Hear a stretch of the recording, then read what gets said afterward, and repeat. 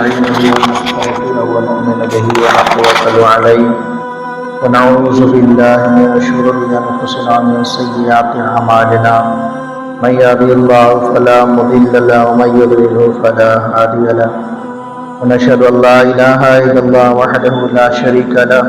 ونشهد أن محمدا عبده ورسوله أما بعد أعوذ بالله من الشيطان الرجيم بسم الله الرحمن الرحيم أقيموا الصلاة وآتوا الزكاة واركعوا مع الراكعين صدق الله المولانا العظيم وصدق رسوله النبي الكريم ونحن على ذلك لمن الشاهدين والشاكرين والحمد لله رب العالمين إن الله وملائكته يصلون على النبي يا أيها الذين آمنوا صلوا عليه وسلموا تسليما وريد الشريف اللهم صل على سيدنا وشفيعنا حبيبنا مولانا محمد بارك وسلم صلاة والسلام عليك يا سيدي يا رسول الله صلی اللہ تعالی علیہ وسلم۔ حضرات محترم، خطبہ مسنہ کے بعد قرآن مجید برہان رشید کی آیت کریمہ تلاوت کرنے کا سعادت حاصل کیا ہے۔ اللہ وحدہ لا شریک اپنے کلام میں ارشاد فرماتا ہے اقیموا الصلاۃ، نماز قائم کرو، وآتوا الزکاۃ اور زکوٰۃ دو، وارکعوا مع الراکعین اور رکوع کرنے والوں کے ساتھ رکوع کرو، یعنی با جماعت نماز ادا کرو۔ یہ مومن کے لیے ایک افضل عبادت بھی ہے، اور جس اسلام کی اتباع اور جس مذہب کے ہم پیروکار ہیں اس دین کی بنیاد بھی ہے۔ آقا کریم صلی اللہ تعالی علیہ وسلم ارشاد فرماتے ہیں بنی الاسلام علی خمس شہادہ، کہ اسلام کی بنیاد 5 چیزوں کی گواہی دینا ہے، 5 چیزوں کی تکمیل کرنا ہے۔ اول تو یہ کہ اشہد ان لا الہ الا اللہ وحدہ لا شریک لہ واشہد ان محمدا عبدہ ورسولہ، کہ جو مومن ہے، جو اسلام کا پیروکار ہے، جو کہتا ہے کہ ہم اسلام کے ماننے والے ہیں، تو اسلام کی جو بنیاد ہے وہ اس کو مضبوط کر لے اور اس کو مضبوطی سے تھام لے۔ جس کی بنیاد کمزور ہوتی ہے اس کا ہر ایک مکان کمزور ہوتا ہے۔ مثلا جب ہم کوئی بھی کام کرتے ہیں تو بنیادی طور سے اس چیزوں کو مضبوط کرتے ہیں۔ اسی طرح اگر ہم مذہب اسلام کے ماننے والے ہیں تو حضور نے فرمایا کہ اسلام کی بنیاد 5 چیزوں پہ ہے۔ ان 5 میں سب سے پہلے یہ ہے کہ اللہ وحدہ لا شریک کو تنہا تسلیم کرنا، اس کی وحدانیت میں کسی کو شریک نہ ٹھہرانا، کسی کو اس کا شریک نہ ٹھہرانا، یہ اولاً سب سے پہلی بنیاد ہے جسے حضور نے فرمایا کہ یہ گواہی دینا کہ اللہ ہی معبود ہے اور اس کے سوا کوئی دوسرا معبود نہیں، وہی خالق کائنات ہے، ہر چیز کی تخلیق کرنے والا اللہ وحدہ لا شریک ہے، اس کے ساتھ اس تخلیق کرنے میں کوئی دوسرا شریک نہیں ہے۔ اور دوسری بات کہ آقا کریم صلی اللہ علیہ وسلم کو اللہ کا بندہ اور اس کا رسول ماننا، یہ اسلام کی بنیادی چیز ہے۔ اس کے بعد اقیموا الصلاۃ، نماز قائم کرنا، وآتوا الزکاۃ اور زکوٰۃ دینا، اور جب اللہ تبارک و تعالی حج کی استطاعت دے دے تو حج کرنا، یعنی استطاعت کا مطلب یہ کہ اللہ پاک اگر آپ کو اتنی دولت سے نوازے کہ آپ حاجت اصلیہ کے علاوہ، یعنی اپنے اہل و عیال کے ضرورت کے علاوہ اگر آپ کے پاس اتنا مال ساز و سامان ہو کہ آپ مکہ تک کے سفر کر سکتے ہیں اور مکہ سے واپسی کرنے کا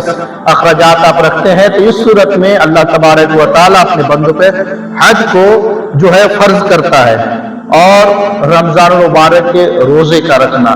یہ 5 چیزیں اللہ پاک نے ہم پہ فرض بھی کیے، اور اللہ کے رسول نے فرمایا کہ 5 شہادہ کے 5 چیزوں کو تسلیم کرنا، 5 چیزوں کو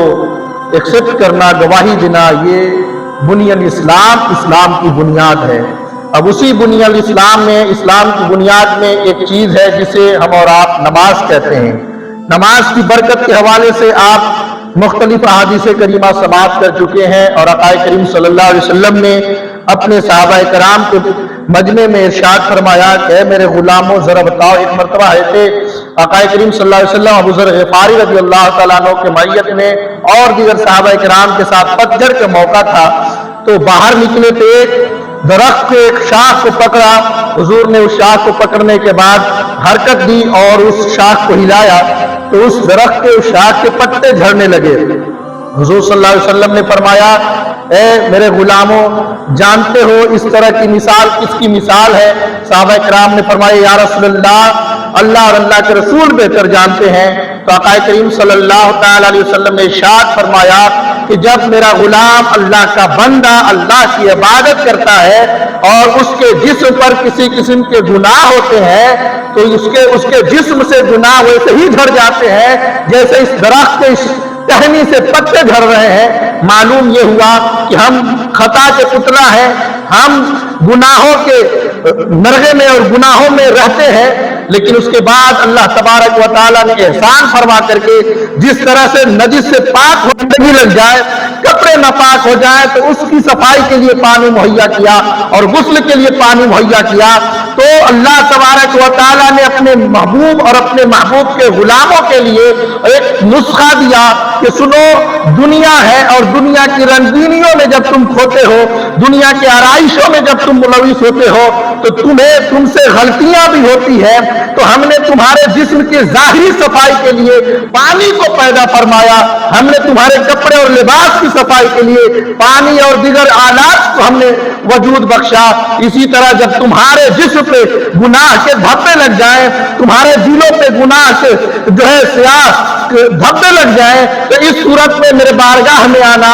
اور میری عبادت کرنا، اور وہ عبادت کیا ہے؟ نماز پنجگانہ ہے۔ حضور فرماتے ہیں جب اللہ کا بندہ اللہ کے بارگاہ میں جا کر کے پیشانی کو جھکاتا ہے تو حضور نے مثال دی کہ جس طرح سے اس ٹہنیوں کے پتے جھڑ رہے ہیں، میرے غلام جب اللہ کی عبادت کرتے ہیں، 5 وقت کی نماز ادا کرتے ہیں، تو ان کے جسموں سے اسی طرح سے گناہ جھڑ جایا کرتے ہیں۔ سبحان اللہ۔ اس لیے ہمیں اور آپ کو بہترین نسخہ اللہ اور اللہ کے رسول کے جانب سے یہ ملا ہے۔ اس نسخے کو ہمیں اور آپ کو اس نسخے پہ عمل کرنا چاہیے تاکہ ہمارے گناہ سرزد ہوتے ہیں، کچھ ہماری پریشانی اور مصیبت اور کچھ دشواریوں کے سبب وہ گناہ ختم ہوتے ہیں جن کا بیماری کفارہ ہوتا ہے، اور کچھ گناہیں ہم سے جو ہو جاتی ہیں ان گناہوں کے لیے ہمیں رب کے بارگاہ میں آ کر کے عبادت کر کے رب وحدہ لا شریک کے بارگاہ میں دست دراز کر کے معافی مانگ لینی چاہیے۔ اللہ کے حبیب صلی اللہ علیہ وسلم فرماتے ہیں کہ جب بندہ ظہر کی نماز پڑھتا ہے تو ظہر سے پہلے کے گناہ اس کے معاف کر دیے جاتے ہیں، اور پھر جب عصر کی نماز پڑھتا ہے تو ظہر اور عصر کے درمیان اس سے جو چھوٹے چھوٹے گناہ ہیں وہ گناہیں معاف کر دی جاتی ہے، اور جب عصر کی نماز کے بعد اگر کوئی گناہ ہے مغرب پڑھتا ہے تو مغرب بھی جو ہے مغرب کی نماز پڑھنے کی بدولت اس درمیان کی اس بیچ کے جو گناہ ہیں اللہ تبارک و تعالیٰ معاف فرما دیتا ہے۔ اسی طرح اور بھی نمازوں کی فضیلت ہے، عشاء کی نماز پڑھتے ہیں تب مغرب اور عشاء کے درمیان کی گناہ اللہ پاک معاف فرما دیتا ہے، لیکن ایک بات ذہن میں رکھیے گا کہ اس کا یہ مطلب نہیں ہے کہ ہم نے ارادہ کیا ہے کہ ہم جمعہ کی نماز ادا کر رہے ہیں تو عصر کی نماز پڑھنی ہے تو جمعہ کے بعد نکلے باہر اور ہم گناہ کرنا شروع کر دیے، ایسا ہرگز نہیں ہے۔ ایک مومن اور باشعور کے لیے، ایک عقل مند کے لیے یہ گوارا اور یہ زیب نہیں دیتا کہ یہ جانتے ہوئے کہ اس تلوار پر اس چھری پر ہم اپنے جسم کے کسی اعضاء کو ماریں گے، اپنے ہاتھ اور پیر کو ماریں گے تو ہمارا پیر زخمی ہوگا،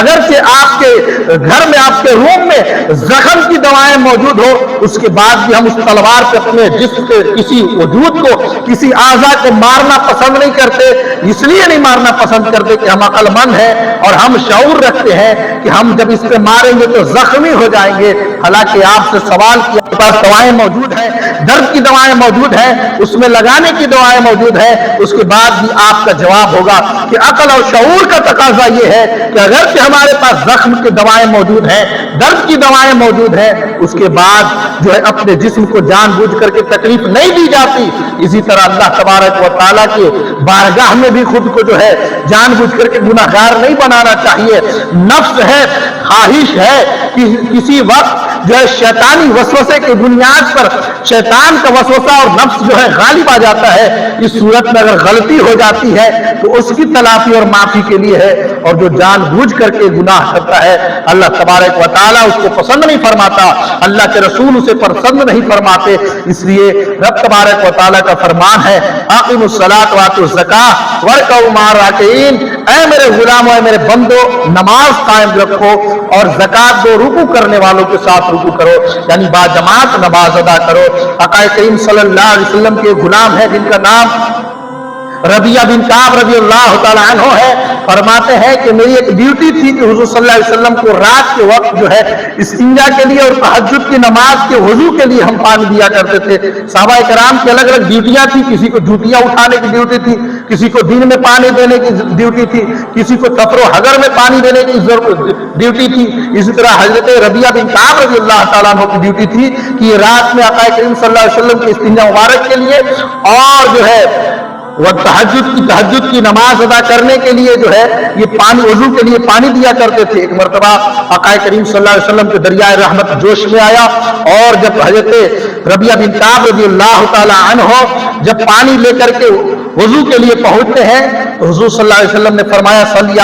ربیہ، اے ربیہ مانگ، کیا مانگتا ہے؟ حضرت ربیہ رضی اللہ تعالی عنہ فرماتے ہیں جب حضور کی دریائے رحمت جوش میں تھی تو حضور نے فرمایا مانگ، کیا مانگتا ہے؟ تو ہم نے آقا کریم صلی اللہ علیہ وسلم سے فرمایا یا رسول اللہ، ہم جنت میں آپ کی رفاقت مانگتے ہیں، جنت میں ہم آپ کے ساتھ رہنا پسند کرتے ہیں۔ یہاں پہ کئی ایک مسائل حل ہوتے ہیں۔ اولاً تو یہ کہ صحابہ کرام کا یہ عقیدہ تھا، یہ ایمان تھا کہ حضور صلی اللہ علیہ وسلم کے تصرفات اور حضور صلی اللہ علیہ وسلم کے اختیارات جو ہے جنت پر بھی ہیں۔ اگر یہ عقیدہ ہوتا کہ جنت صرف رب دیتا ہے تو یہ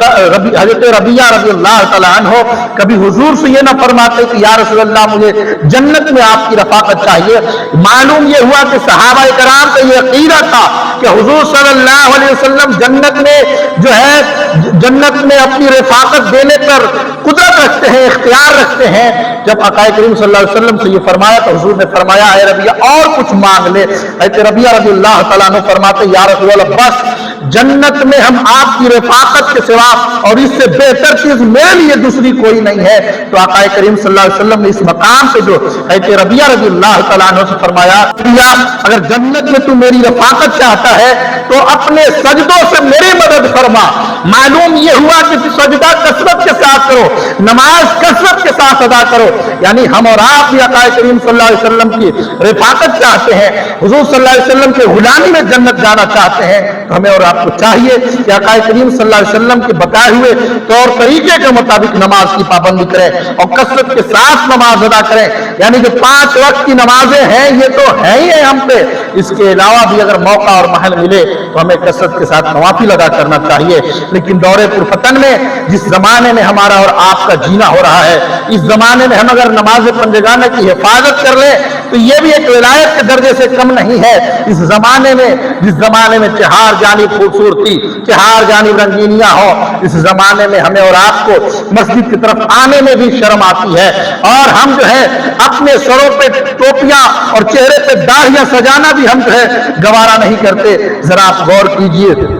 کہ اس کے بعد ہم آقا کریم صلی اللہ تعالی علیہ وسلم کے غلام کہلاتے ہیں، ان کے جو ہے نوکر کہلاتے ہیں۔ ہمیں ان باتوں پہ غور و فکر کرنا چاہیے۔ آپ اور ہم جس مقام پہ قائم ہیں آج اللہ وحدہ لا شریک کے فضل و کرم سے ہیں، ورنہ جس مقام پہ ہمیں اور آپ کو رکھا گیا ہے اور کیا کچھ ظلم و ستم کیا جا رہا ہے۔ کل تک جو ڈاکٹر اقبال نے کہا وہ معزز تھے زمانے میں مسلمان ہو کر، ہم خار ہوئے تاریخ قرآن ہو کر، ہم نے قرآن کو ترک کر دیا اور ہم نے اپنے اعجاز کو چھوڑ دیا، اور جن لوگوں نے آج بھی اعجاز حاصل کرنا تھا آقا کریم صلی اللہ تعالی علیہ وسلم کے اسوہ کو اپنایا۔ اب کو نام لیتے ہوئے بھی آپ کو خوف اور آپ مت ڈریے گا جسے دنیا طالبان کہتی ہے، کیونکہ اس لیے کل تک جس طالبان کا نام لینے کے بعد مقدمے درج ہوتے تھے، آج ان طالبان کو ہمارے ہندوستان میں استقبال کیا جا رہا ہے حکومت کی جانب سے۔ تو اب اس کو بولنے میں اور اس کا ذکر کرنے میں بھی ہمیں اور آپ کو کسی قسم کے خوف اور ڈرنے کی ضرورت نہیں ہے۔ ایک مثالی طور پہ میں آپ کو مثال دیتا ہوں۔ کل کا ایک مضمون میں پڑھ رہا تھا ایک اخبار کا کہ جس طالبان کا 4 سال پہلے ڈالر کے بنسبت وہاں کے جو سکے تھے وہ تقریباً 27 روپے تھے، یعنی طالبان کا سکہ جو تھا 1 روپیہ وہ 27 روپیہ تو 1 ڈالر ہوا کرتا تھا۔ لیکن دین کی برکت یہ دیکھیے کہ دین کو جس دن نافذ کیا گیا آج کے تاریخ میں، آج وہاں کے 65-66 रुपए जो है $1 बनते हैं। ये अगर तरक्की नहीं है तो और क्या है। आज हम और आप अपने मुल्क का मुहासबा कर लें तो जिस मुल्क में 10 साल पहले 56 रुपए $1 होते थे, आज की तारीख में 80 रुपए $1 बनता है। तो ये सब कुछ कैसे हुआ कि आज तालिबान भी हमारे सरों पे आकर के, जिसे दुनिया कल तक जो है आतंकवाद और क्या कुछ नहीं कहती थी, आज हम उसके इस्तेमाल में और हमारी ये मुखालिफीन और जालिम हुक्मरान से मुमकिन हुआ। ये सिर्फ और सिर्फ मुमकिन तब हुआ कि आक़ाए करीम सल्लल्लाहु अलैहि वसल्लम के गुलाम बन करके आक़ाए करीम सल्लल्लाहु अलैहि वसल्लम के दीन को जब हम नाफिज करते हैं तो फिर अल्लाह तबारक व तआला हमें बुलंदी अता फरमाता है, अल्लाह खुद उरूज अता फरमाता है। हम जब दुनिया की फिक्र करते हैं कि हमें लोग क्या कहेंगे, हमें लोग क्या कहेंगे, तो इस सूरत में हम एक सुन्नत पे अमल नहीं कर पाते, जिसकी जो आप अगर बज़ाहिर देखें तो आज आपसे हमसे सवाल किया जाए आप दाढ़ी क्यों नहीं रखते, टोपी क्यों नहीं पहनते, तो मुआशरा क्या कहेगा, लोग क्या कहेंगे, अगर शादी करनी है तो रिश्तेदार क्या कहेंगे, लड़की नहीं मिलती। जरा आप गौर कीजिए, दुनिया की सारी चीजों, दुनिया के सारे मामलात को हमने अपने सामने रखा, लेकिन अल्लाह वहदहू ला शरीक को और अल्लाह वहदहू ला शरीक की शरीयत को हमने अपने सर पे कायम नहीं किया और उसको हमने तरजीह न दी। हालांकि न हमारी शरीयत न अल्लाह रसूल ने कहीं से ये नहीं मना फरमाया कि मुआशरे का ख्याल मत करो और मुआशरे को ना ख्याल करो, हरगिज नहीं है। मुआशरे हो, बीवी बच्चे, अहले अयाल और पड़ोसी, सबका ख्याल रखना है, लेकिन तमाम के ख्याल में जो गालिब करना है वो अल्लाह वहदहू ला शरीक और अल्लाह के रसूल सल्लल्लाहु अलैहि वसल्लम की शरीयत को जो है हमें और आपको गालिब रखना है, उसको तरजीह देना है, उसके नीचे सबको रखना है। लेकिन आज हमने सबको ऊपर रखा हुआ है। अगर किसी चीज को हमने नीचे किया है वो शरीयत मुतहरा को हमने नीचे कर दिया है। मगलूब किसी चीज को हमने रखा है तो शरीयत को हमने मगलूब कर रखा है। हमारे ऊपर गालिब जो है वो दुनिया के मुआशरा है। एक आखिरी बात करके मैं रुखसत हो जाता हूँ। हज़रत मूसा अलैहिस्सलाम ने रब के बारगाह में इल्तिजा फरमाई कि या बारे इलाहा, दुनिया में कोई मुझे बुरा भला न कहे, तो रब के जानिब से आवाज आई थी कि ये तो हमने अपनी जात के लिए भी नहीं चाही। यानी रब तबारक व तआला खुद ये इरशाद फरमाता है कि हमें भी लोग बुरा भला, मेरी मखलूक मुझे खुद बुरा भला कहती है, फिर हम मखलूक की फिक्र करके सुन्नते मुस्तफा से हम अपने आप को इन्हिराफ करें और मुंह फेरें। हम मखलूक की फिक्र करके हम मस्जिद से मुंह फेरें, हम मखलूक की फिक्र करके मदारिस से मुंह फेरें, हम मखलूक की फिक्र करके शरीयत से मुंह फेर लें। जरा गौर कीजिए फिर हमारा ईमान और अकीदा कहाँ है। अल्लाह तबारक व तआला कुरान मजीद में इरशाद फरमाता है, अक़ीमुस्सलात व आतुज़ ज़कात वरकऊ मअ राकिईन, नमाज कायम करो, ज़कात दो और रुकू करने वालों के साथ रुकू करो। अल्लाह तबारक व तआला हमारी पेशानियों में सजदे की तलब अता फरमाए और नमाज पंजगाना की हिफाजत की तौफीक अता फरमाए। जिस मकाम पे रहिए नमाज की पाबंदी कीजिए। ये दुनिया में हम जी रहे हैं, एक चीज और एक मौत है जिससे किसी का इनकार नहीं है। सब कुछ यही रह जाएगा और जब हम खाली हाथ जाएंगे वहां वही चीज काम आएगी जो हमारे आमाल में साले हैं, जो नेक अमाल हैं। हमें और आप इन तमाम उमूर पे, इन तमाम मसाइल पे, इन तमाम शरीयत के फरमान पे गौर फिक्र करना चाहिए। रब के बारे में हमें तौबा गो हो, मौला तबारक व तआला बोलने में जिस खताएं लफ्ज़ से भूल चूक हुई अपने फज़ल करम से माफ फरमाए। अस्तगफिरुल्लाह रब्बी मिन कुल्लि ज़ंबि व अतूबु इलैह व मा अलैना इल्लल बलाग व आखिरु दअवाना अनिल हम्दुलिल्लाहि रब्बिल आलमीन। अस्सलामु अलैकुम व रहमतुल्लाहि व बरकातुहू।